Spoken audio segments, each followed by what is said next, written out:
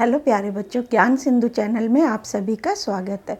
बच्चों, इस समय आप लोग अपनी परीक्षाओं की तैयारी में व्यस्त होंगे, तो आज मैं आप लोग के लिए 15 ऐसे पॉइंट लेकर आई हूँ जिससे कि आप अनुच्छेद कैसे लिखा जाता है ये आसानी से सीख जाएंगे और परीक्षाओं में पूरे पूरे अंक ले जाएंगे। तो इसलिए आप इन 15 पॉइंट्स को बहुत ध्यान से देखिए और समझिए और परीक्षाओं में अच्छे अंक प्राप्त कीजिए। बच्चों, सबसे पहली बात है, अनुच्छेद कहते किसको हैं?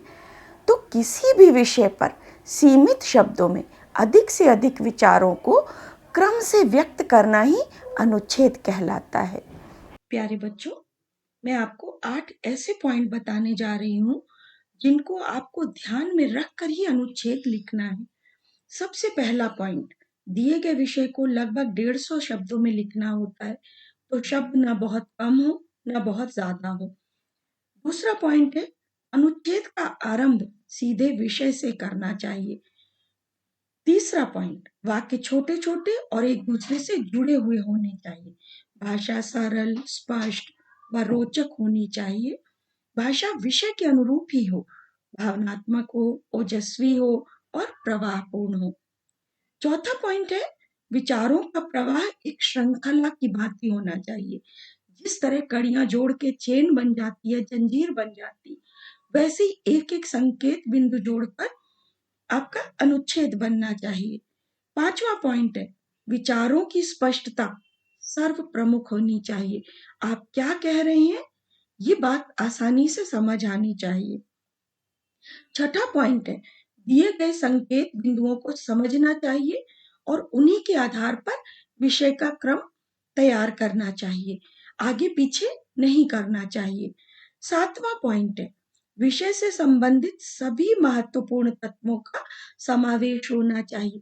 जो भी संकेत बिंदु दिए गए हैं उसके अंतर्गत सभी महत्वपूर्ण तत्वों को आपको लेना चाहिए। आठवां पॉइंट है, यदि आप मुहावरे और लोकोक्तियों या सूक्तियों का प्रयोग कर रहे हैं तो वो उचित प्रयोग होना चाहिए।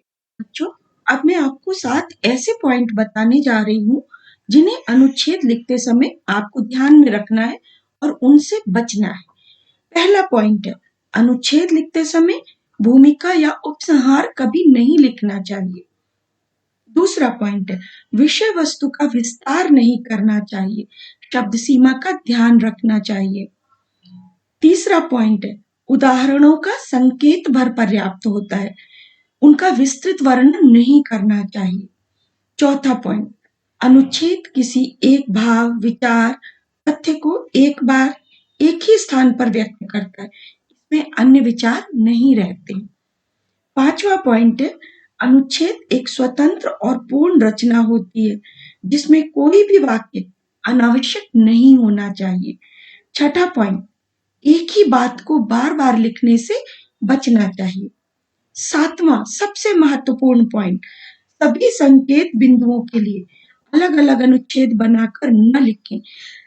संकेत बिंदुओं को हेडिंग के रूप में भी न लिखें, न ही संकेत बिंदुओं को अंडरलाइन करके लिखें जिससे कि हर संकेत बिंदु अलग से पता चले। आपको सिर्फ एक अनुच्छेद ही लिखना है, एक से अधिक अनुच्छेद बनाकर किसी भी हालत में नहीं लिखना चाहिए। बच्चों, आशा है आपने इन 15 पॉइंट्स के द्वारा अनुच्छेद लिखना आसानी से सीख लिया होगा और इनके माध्यम से अब आप अपनी परीक्षाओं में अनुच्छेद बहुत अच्छे से लिखकर अच्छे अंक प्राप्त करेंगे। बच्चों, अगर आपको ये वीडियो अच्छा लगा हो तो इसे लाइक और शेयर करें। चैनल पर नए हैं तो सब्सक्राइब करें और पिछली वीडियो देखने के लिए लिंक मैं दे दूँगी, तो आप वो भी देख लें। मिलते हैं किसी अन्य वीडियो में किसी अन्य विषय पर। तब तक के लिए धन्यवाद।